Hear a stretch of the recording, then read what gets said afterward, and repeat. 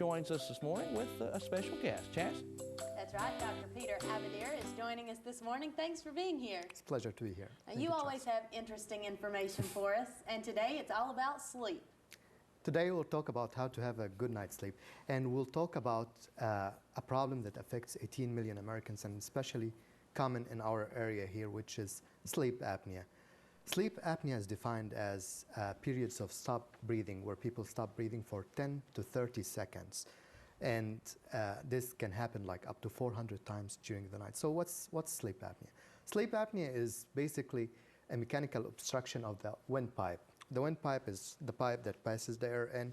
So due to some mechanical factor like tongue falling back, tonsils, uvula, like big amount of fat in the throat area, relaxation of throat muscles, it falls on the trachea opening, and then it blocks it, and people cannot breathe.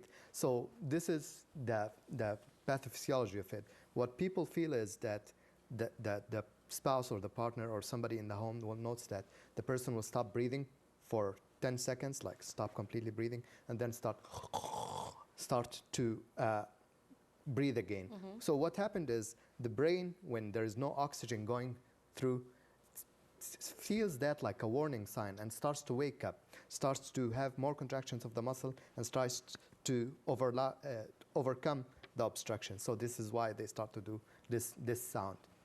Is this serious? Yes, it is serious, because the heart muscle, this puts lots of strain on the heart muscle. Heart starts to pump harder and try to overcome this. Usually, this is the main presentation of the person. They will come and say that my wife told me that I have been stopped breathing and then making lots of snoring. And then you ask them more questions about, okay, do you have excessive daytime sleepiness? Do you sleep while driving, sleep while working? Do you wake up with morning headaches? Do you have changes in mood, irritability, fatigue, stuff like that? There's a questionnaire that we go through and decide if this patient needs further investigation or this is not part of sleep apnea.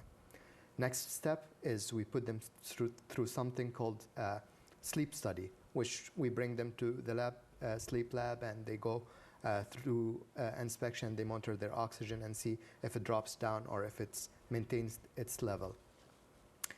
Things that people can do to help with this. Mm-hmm. First, alcohol is not good because it relaxes the muscle, so it worsens the condition. Smoking is not good because it even worsens the oxygen level in the blood. Sleep medicine also does this.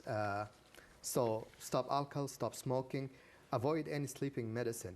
Sleeping on the side is better than sleeping on the back. If all this fails, there is a machine that we provide for people called the CPAP machine. Mm-hmm. They can use during breathing. And if it fails, there is surgery for like tonsillectomy, and it helps with that. So the bad news, it's serious. The good news, there is something you can do about it. There's treatment. Thank you so much. That was really interesting. You're watching Mountain News This Morning.